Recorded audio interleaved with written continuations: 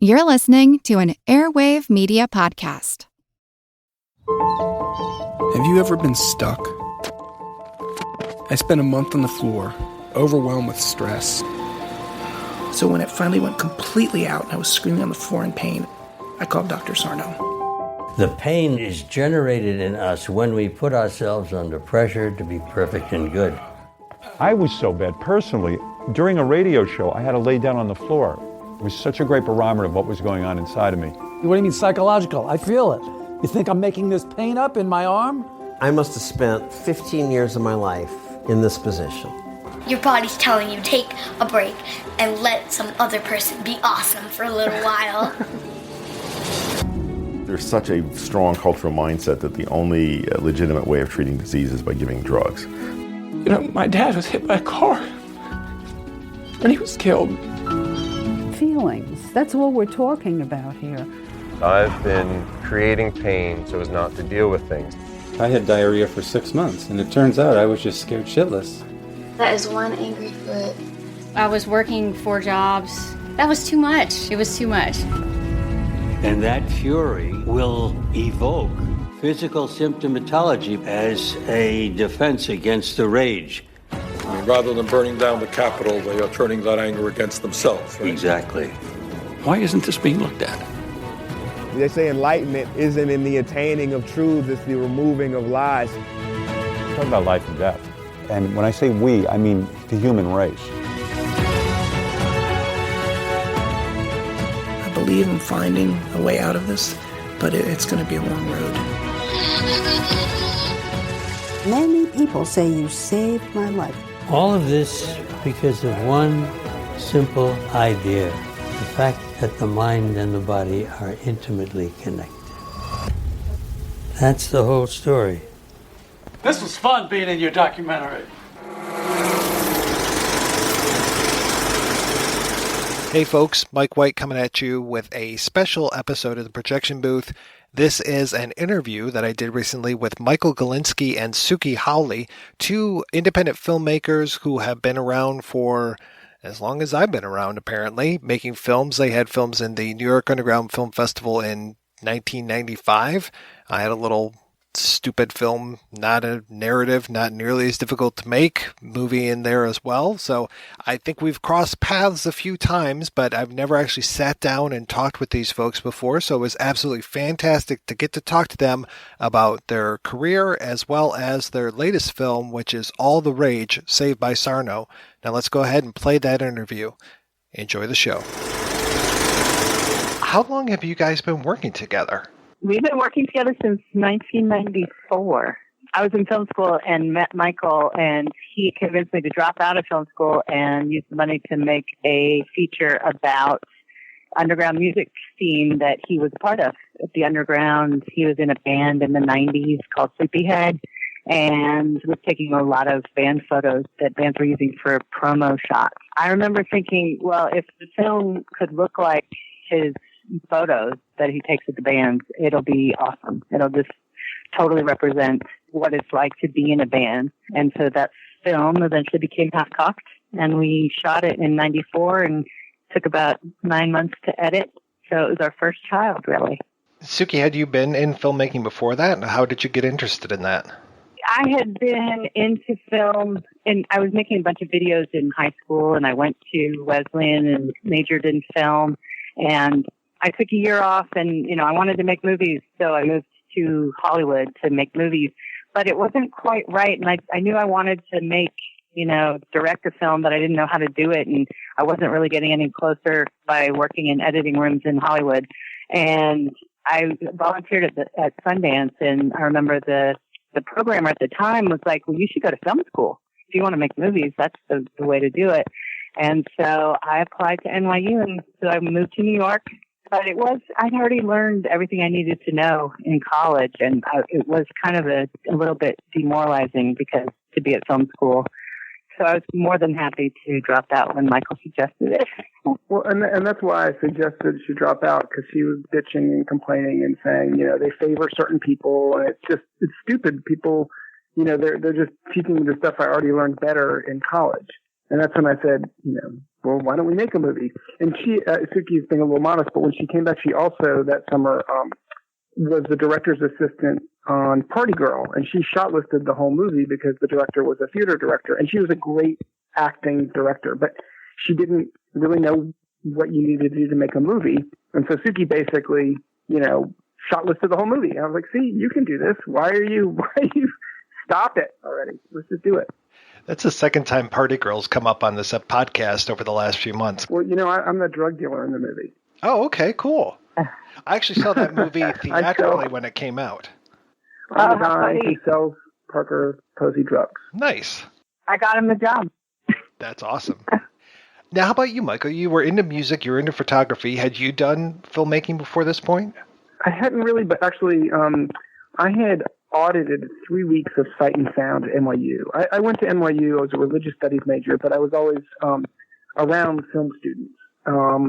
And so when I graduated, it was actually a friend of mine who was partially involved in introducing me to Suki. It was my friend Ayanna Elliott was taking Sight and Sound, and so I just started going to the class, and I shot one of her projects, and then I went on tour with my band, so I didn't do it again. But I got the basics of what needed to happen to make a film, even in those 3 weeks, because it was a pretty intensive class.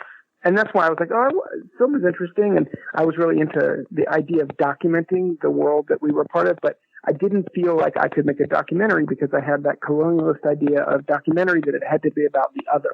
In other words, if you were kind of too much a part of something, you didn't have the quote unquote critical distance that was needed to document it.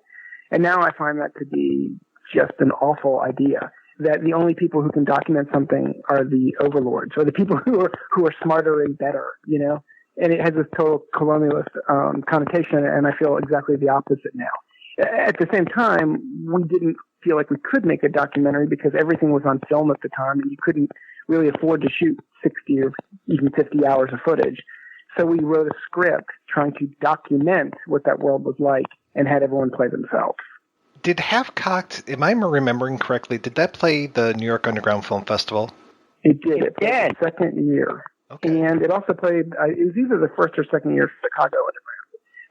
But I will tell you that before that happened, we got rejected by 35 straight film festivals. It was really demoralizing because we felt like, and at the time it was really weird because everybody else's films were blowing up. Suki's roommate was doing the music for Go Fish, which was a kind of a big deal at the time. And they shot kids in her bedroom while she was editing Half Cocked in the Closet. So it was kind of Clerk was around that time. Clerk was, and Slacker. So it just seemed so weird that nobody would understand it. And it was even weirder because we had our cast and crew screening at this place called Millennium Film Workshop. And our friend Phil brought Godfrey Cheshire to the screening, who I knew his name because I grew up in Chapel Hill, which is where I am now, and he was the local film critic. But I didn't actually meet him at the screening. He just wrote an incredible review in Variety. And we had no idea what was happening. So we started getting all these calls from everybody in the world, and we had no idea what was going on. Someone's like, Godfrey Cheshire wrote this amazing review in Variety. And even that didn't get us into a single festival. It was weird. And so what we did was we had 16mm prints. So we threw it in the van and we showed it in rock clubs. We toured with a band or even without a band and just showed the movie in rock clubs because we took it right to the audience where the audience was. Well, what was the reception at these places, and did this help you then move on to something bigger and better, or was this just kind of like your one attempt and then nothing happened afterwards? It went over pretty well in the rock clubs. We'd plug into the soundboard and throw up a sheet over the stage and show the film, and it would be a little noisy sometimes, and so it was hard to hear because everyone was mumbling in the film. But it went over well, and I'm not sure that it propelled us on to bigger and better things. It was a difficult experience because, when you're in a band and you go on tour, you're creating the show. You may be playing songs that you've played a million times, but it's actually happening immediately right there. But when you turn on a projector every night, it's just the same thing happening over and over and over. So it was a little bit of a, okay, we did that and that's done. And so when Michael went on tour in Spain and came up with the idea for our second film, which would be taking Half Cocked on tour in Spain while shooting our second film, I was a little like, oh my God, you got to be kidding. But that's what we did. Was that Radiation? That was Radiation. And it's it was a fairly person. similar film. Yeah. Yeah. Where Unai, the main character, is a Spanish music promoter who brings American bands over to take them on tour in Spain. And he actually was Sleepyhead's promoter in Spain. And Michael knew how to write his lines in the script perfectly. He played himself very well, I think. Now, I remember going into the, I think it was either the 2001 or 2002, I think 2002 Toronto International Film Festival, and seeing Horns and Halos there, and it completely blew me away. I loved that movie. Can you tell me how you guys made that transition from the narrative films into doing documentaries, which you've kind of, as far as I know, you've stuck to ever since 2002? Yeah, there was a direct connection, which is that as we finished Radiation, I took the first job I ever had, which was at a music website called InSound, and it was kind of awful. I hated it, having to go to an office. But one of the things I got there was a press release saying that this underground publisher was republishing a discredited biography of George Bush. So I vaguely knew him, and he published books by several people that we knew. So, we were acquaintances. And I called him up. I said, so what's the story with this? And he screamed at me, yeah, I'm putting out the book. I'm really busy right now. You can come over on Saturday if you want. I'm doing the sweep and mop, and we can talk about it. And he hung up the phone. So I had to call him back and say, well, where are you, and what is the sweep and mop? And it turned out he was the super of a building, and he squatted the basement as his publishing company. So we filmed him telling so of the book as he swept and mopped the hallways, which he had to do every Saturday. We walked up shooting, and that's the first stuff you see in the movie.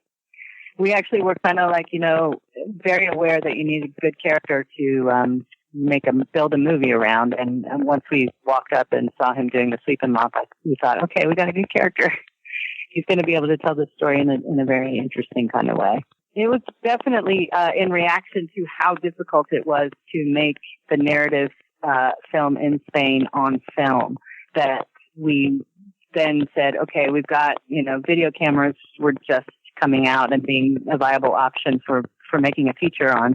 And, it was something that we could do. He could shoot and I could do sound, and we could do the interviews together. And it seemed much more possible and not as difficult as it had been getting a whole crew together and getting all the equipment and getting everything that you needed ahead of time to make a narrative film. So that was sort of how that switch occurred.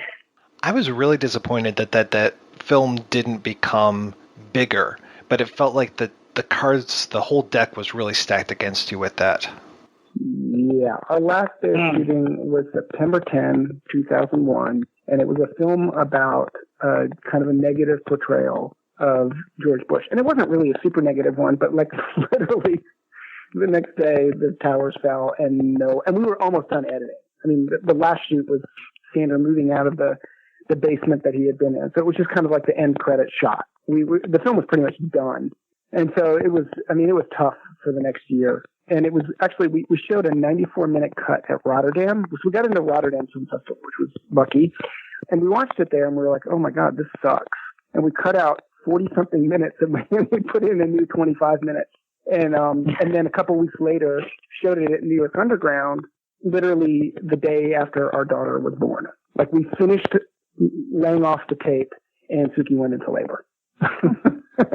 Literally that night. And then the next day we showed the movie. I like to say my parents were so happy because they got a 2-for-1 because the baby was 2 weeks early and they were coming to New York for the screening and they got to see the baby too.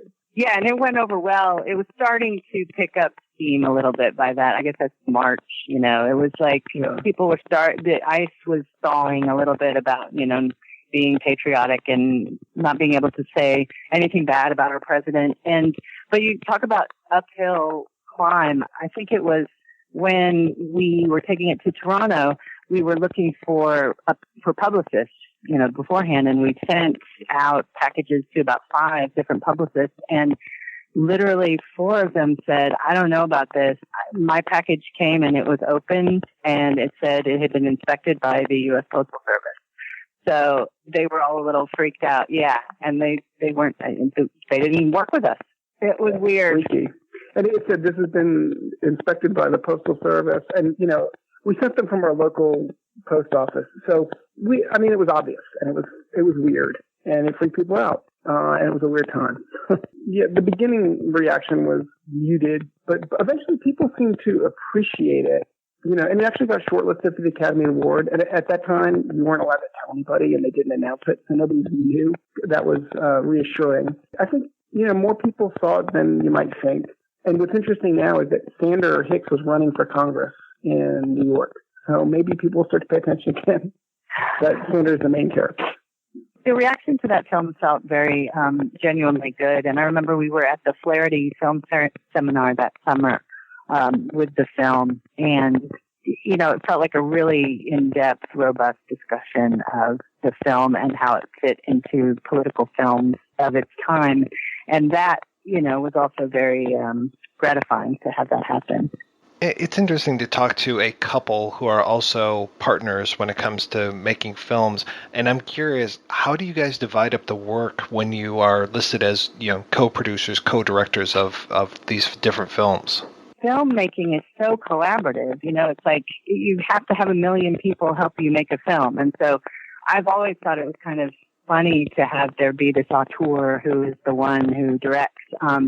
And we kind of see it. We have a company called Rumor, and there's basically 3 of us. And it's just now we all direct, because it's hard to say how we divide up the work. We all eat, breathe, sleep, the film when we're working on it. And we tend to work on films for a really long time, for many, many years at a time. So, it becomes all of our baby, so to speak. That said, Michael shoots technically and I edit technically, but, and David does a lot of graphics, David Balinson, our third partner. And he, but we're all talking about the story and how to craft it and how to put it together, like, all the time. In some of the documentaries that you guys have done, you don't necessarily say, this is why we made this documentary, but you definitely have that in All the Rage. I don't want to, just sit here and tell you what it is, so I'm going to ask you, if you could, how did you come to decide to make All the Rage? It's a very long story, starting when I was in 2nd grade, which is that my father almost died of a bleeding ulcer, and he was a psychologist who clearly had some stress in his life. And then he got better, but a couple weeks later, we had a fender bender. And I was in 2nd grade, I kind of remember, but it was so minor that it was nothing. But he got incredible whiplash that plagued him for years, until someone finally gave him Dr. Sarno's book, Healing Back Pain, or The Mind-Body Prescription, or one of them. And as a psychologist, he totally got the idea that's described in the book, that the repression of our emotions is the primary driver of most back pain problems. It's that repression, which is a distraction from the emotions, that drives the problem. He read the book and he immediately understood what was going on, and he got better really rapidly. And he bought boxes of the book. And my dad was a cheap man, but he bought the book, so anytime anyone would complain of back pain, he would give it to them. So it was kind of always around when I was growing up, just this idea of this book that had saved my dad's life. And then when I have a twin brother, and when we had both finished college, he was in graduate school, and he got such terrible hand pain, they called it RSI, that he couldn't drive or type. He gave us his car. He was literally handicapped, and he had to use an early speak and say typing mechanism that he got like an NIH grant for in order to stay in school. And my dad kept saying, go see Dr. Sarno, read Dr. Sarno's book, but he didn't really buy it because he was very science oriented. Finally, when he was told he had a surgery to carve away part of the bone in his neck to free the nerves, my dad blew up and he said, if you don't go see Dr. Sarno, I'm literally not talking to you again. So 3 weeks later, my brother calls me up and he wants his car back because he went to see Dr. Sarno, and it totally made sense to him, and he got better. So I read the book at that point. My back would go out once or twice a year for like 2 or 3 days at a time, like stuck on the floor, couldn't move. But it would always get better really quickly. But I read the book, and I didn't have a back problem for 10 years. Then when, shortly after finishing Horns and Halos, actually, which was a very frustrating process, we had recently had a daughter. So I had like a 2-year-old daughter. We were starting 2 other documentaries. I was under incredible amounts of stress, and that's when my back went out in an insane way. And I ended up in Dr. Sarno's office myself. And I'd been reading the book when it went out, but it just wasn't helping. Finally going to see him and, kind of the force of that process helped me start to get better. And I asked him if we could make a movie, and he said yes. So that's kind of when it started in 2004. but we couldn't figure out how to make the movie. So it kind of went on hold because we couldn't get any funding, which is also stressful. B, we were busy with other projects. Yeah, yeah, and that idea that I was talking about before about needing a character in order to build the story around it. And, Dr. Sarno was very much a doctor, and that's what he, wanted to be in the film. And he wasn't necessarily very emotionally present as a character, which, makes sense if you're a doctor. But that meant that it was really difficult to figure out how to build scenes to tell this story and to see a guy, going up against all odds. I mean, there is some of that in the film with Dr. Sarno, battling his colleagues and the dismissive looks that he gets from everybody. But it wasn't enough to build a film. And so at that point, my back went out again in 2011 at the end of Battle for Brooklyn and all of the stress related to that. And that's when I screamed, grab the fucking camera while making this movie. And that's kind of how it all came to be. How do you approach Dr. Sarno? Is he open to this idea? Yes and no. He wanted to get a movie made. He really he knew that would help get the message out.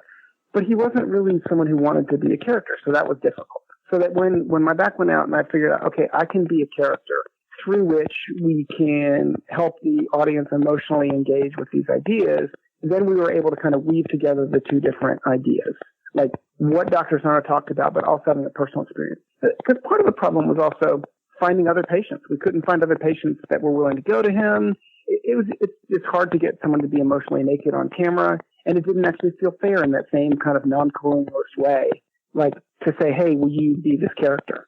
The film, we like to say, is an essay film, and so it doesn't really follow a charted, a regular documentary film path, and it doesn't fit into that, role per se. So that made it more difficult to convince people to, give us money or to find the funding for the film. And I'd like to say that because of the nature of the way it's structured, it really resonates with audiences. And we've seen this over and over again, that people feel like because, Michael's there and you get enough of Michael's story, but it's not too detailed and too personal, but it's just enough that it connects with their understanding of their own emotions. And then people go home and say they talk about it for hours with their family or whoever, went to see the film. But that it's more difficult for film or regular, documentary programmers to understand that the film is working in a certain way. So just like with a lot of our films, and we sort of talked about this a lot already, it's been a little bit difficult to get the film out. But when we do, it goes over really well. Yeah, it's like you mentioned earlier with Horns and Halos. That was frustrating because we'd always show the film and people would say, well, it's confusing. I can't tell what you think of the characters. Do you think that, they're charlatans? Blah, blah, blah. And we're like, well, what do you think we think? And they said, well, it's confusing because they're good in some ways, but they make mistakes. Yeah, that's what we think. But people want you to give them clear and actionable information rather than tell a story how it really is. And so there's just all these different frames that are of expectation that films are supposed to fit into. And that's especially true for people who are very enmeshed in the culture of film, right? So if it doesn't do what other films are doing, they feel like you don't know what you're doing. So, with the reviews of All the Rage have been quite interesting, to say the least. And it's funny you bring up Horns and Halos, but I think it's since then gotten even more entrenched, this notion of how you tell a documentary story. And it's not so much, about doing it in the narrative style or an essay kind of philosophical, metaphorical style. That doesn't necessarily compute anymore in a documentary. It's more like, what am I supposed to think and how am I supposed to feel? There was this whole, throughout the 2000s, the whole mantra was, how is this film going to lead to change? And as far as we're concerned, that was like, how can we use this film as propaganda? And how are you going to construct this film as propaganda? And when you say that to funders, they say, well, that's not true.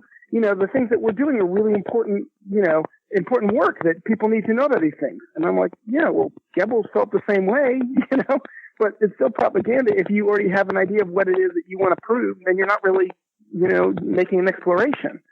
I will tell you that when I told that to people, it did not go over well.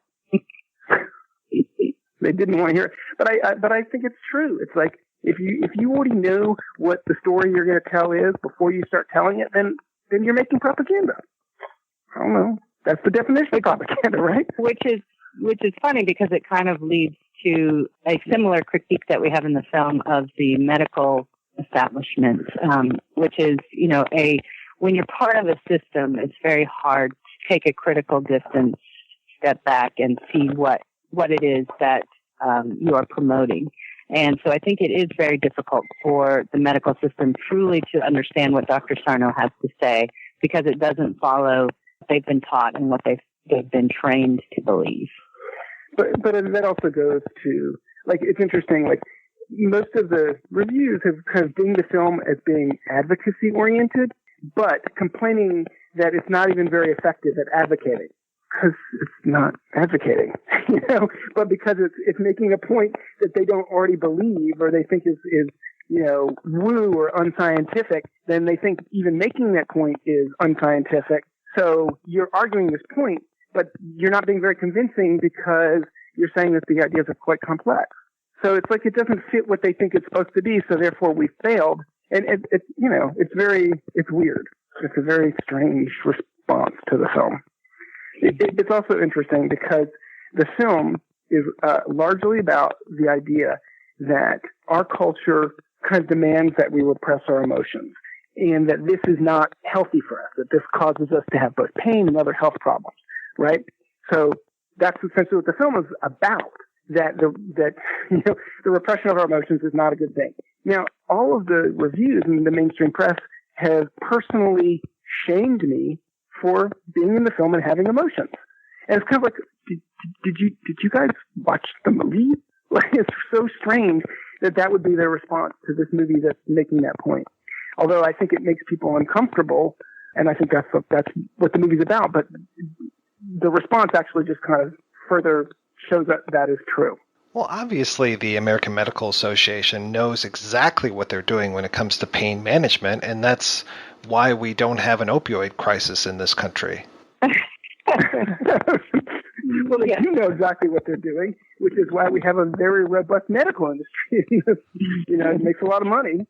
You're absolutely right. It's a problem that has no solution, and yet we're flailing about and keeping our blinders on when it comes to things that have actually proven to work. Yeah. And it's hard to, even say working with a publicist who's trying to explain that to news people, and they just can't even compute it. Like she's trying to, pitch TV and stuff, and they're like, literally like that. Well, what does he do? What does Dr. Sarno What does he do? What do you do? Well, you think emotionally rather than physically. But how do you do that? It is hard. It's hard. It's so simple to say. It's just not. It's hard to do. It's difficult to face your emotional demons and understand how to do that in a productive way.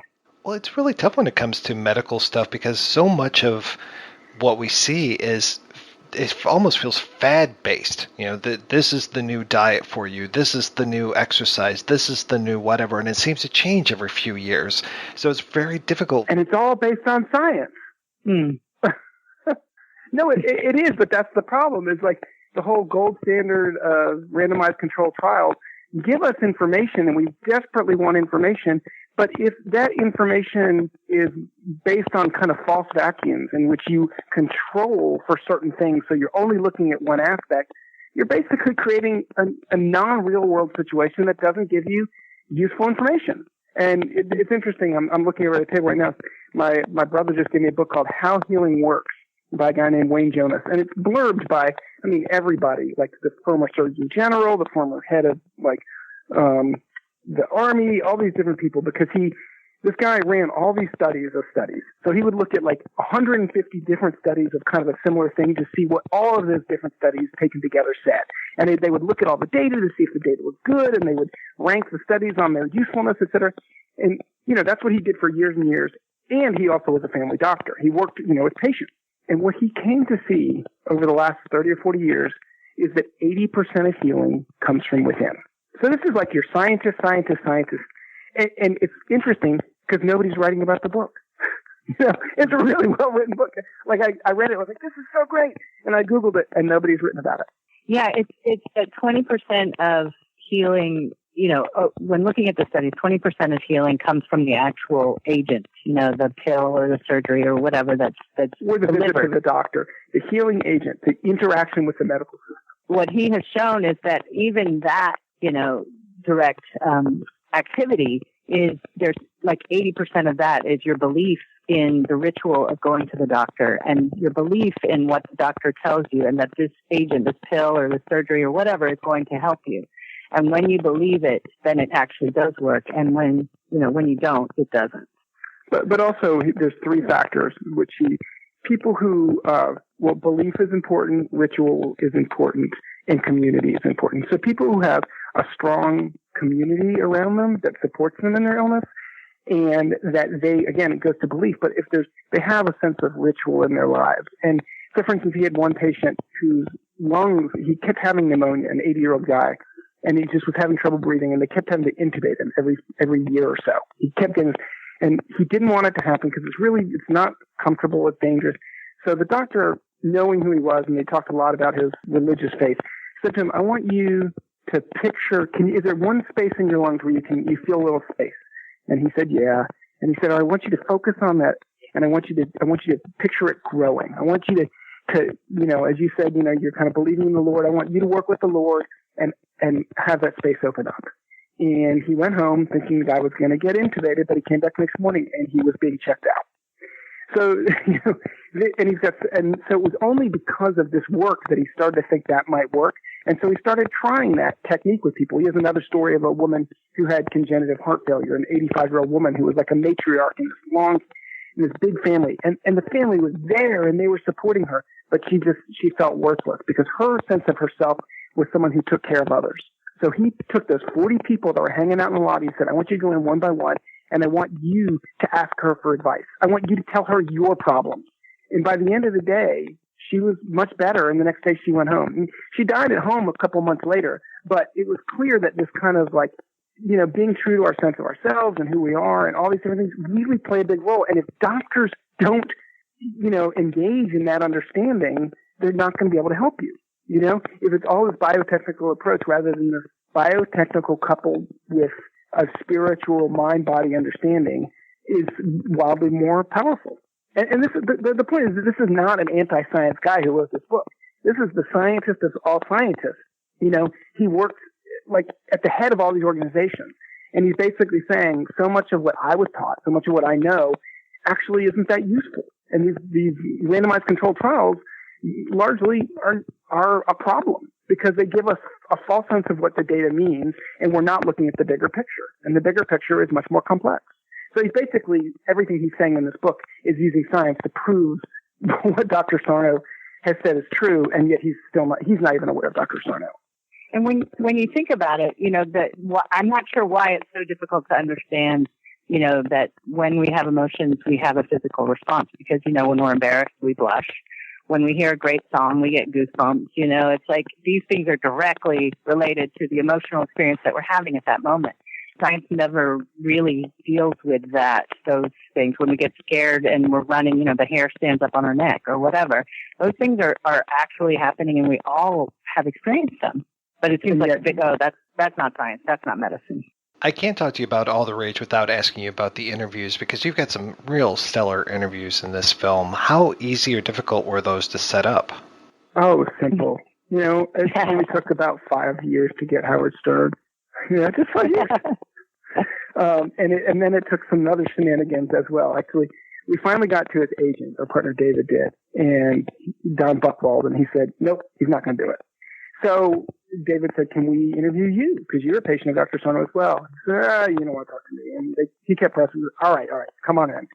So he and Suki went in and did the interview. And afterwards, he kind of got psyched up by it. He was like, and our partner David was like, well, what do you think we need to do? And he's like, well, all right, I'll ask him.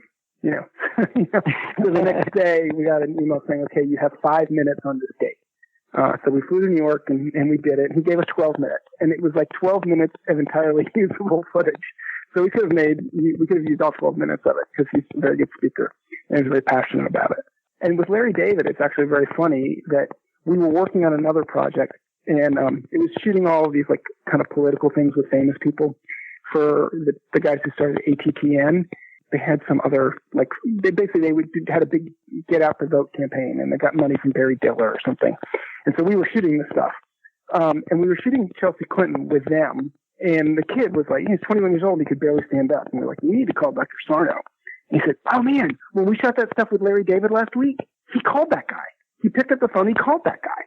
And so we're like, oh, that's how we knew that Larry David was a patient.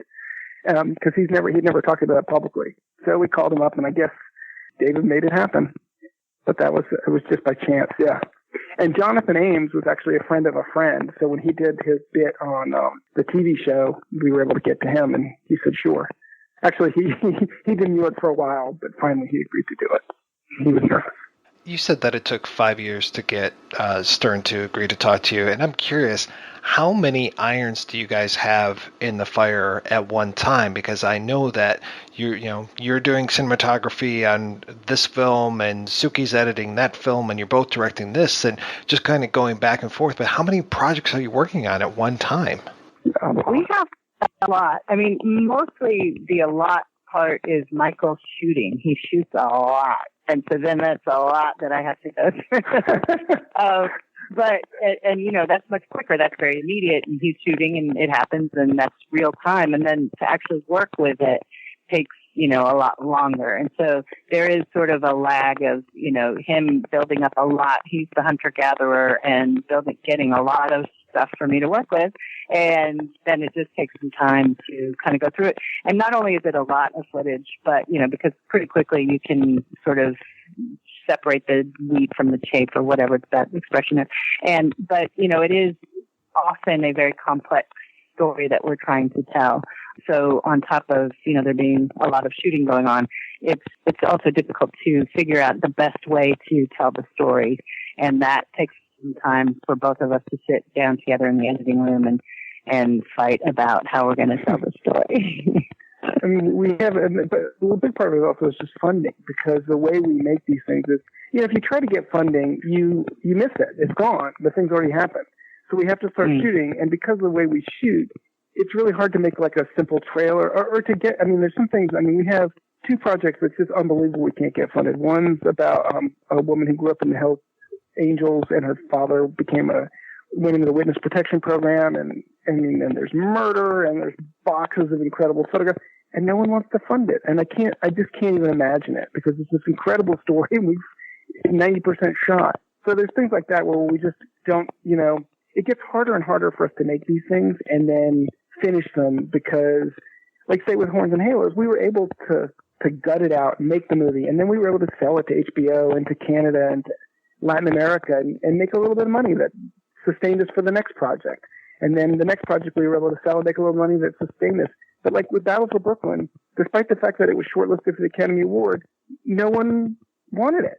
We were not able, we self-distributed it to theaters and then did incredible in New York, but no one else would show it. And then it got shortlisted and still no one else cared.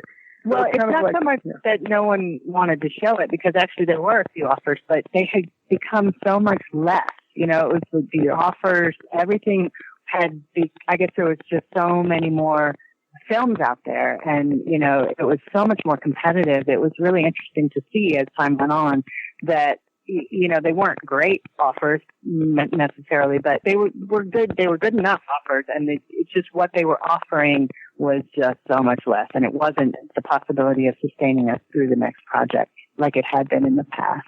It's interesting because when Michael was saying, we're actually on the festival circuit now with a film called Working in Protest, which is directly related or is a product of what Michael's talking about, where you can't wait around for the funding and when something's happening, you got to shoot.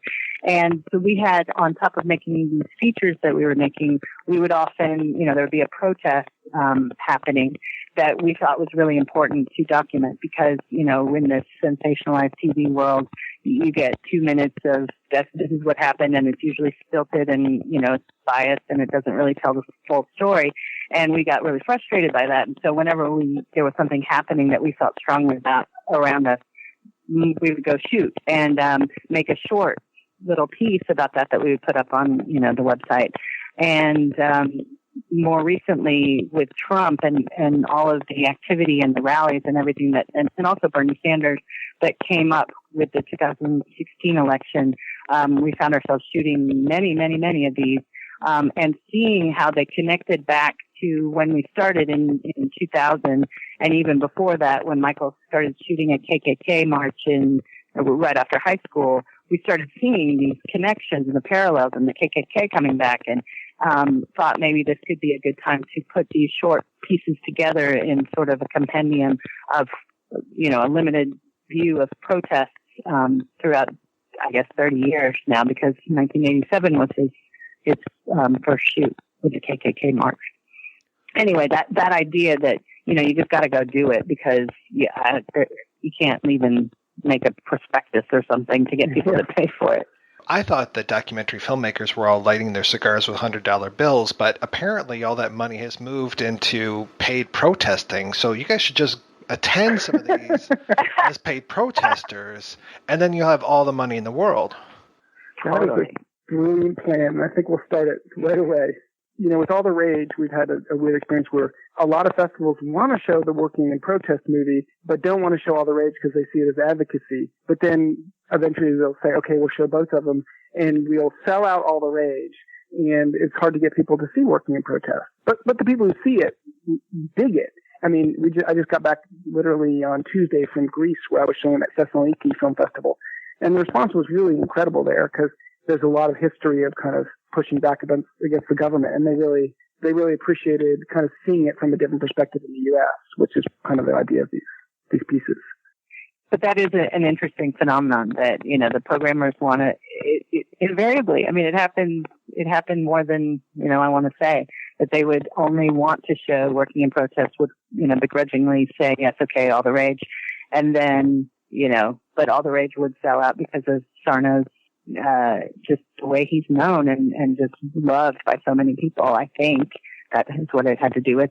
That screening would sell out, and working in protest would be, it would be okay. The attendance. I know you guys are busy as heck, but I'm curious, is there a way for people to keep up with you with all of your projects? Is there a good website for Rumor Inc.? Yeah, just rumor.com or umur.com.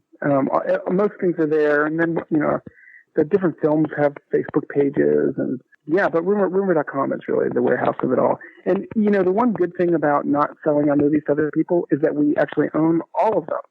So we have, most of them are going to be up on Canopy, which is, the library site, that libraries have them. And then almost all of them are going to be for sale. Like, we actually just scanned Half Cocked, and it looks amazing compared to what it used to look like.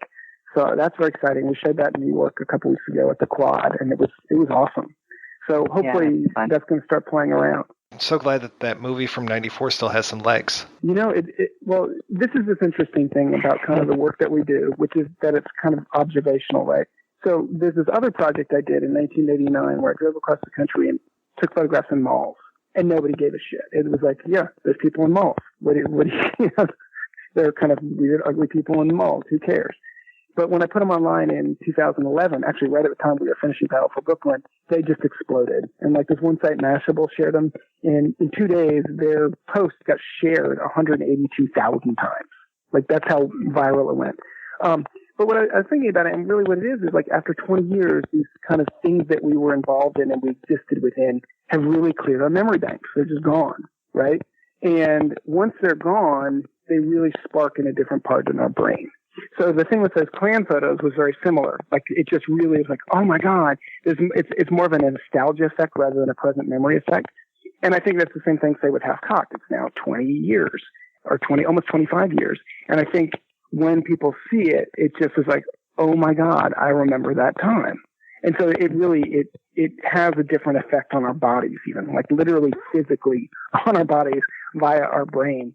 So I think that there's a lot of value in things that, maybe in their time they're not exciting enough. They may be not visually current enough, right? But later they feel incredibly present because they don't have as much artifice to them. And so I think that those things have even more value in the future. And that's a big part of what like working in protest was about. It's not about making a point or being advocacy for the events. It's literally documenting them as they felt. And sometimes that's confusing. Michael and Suki, thank you so much for your time today. This has been fantastic. Thanks so much for having us.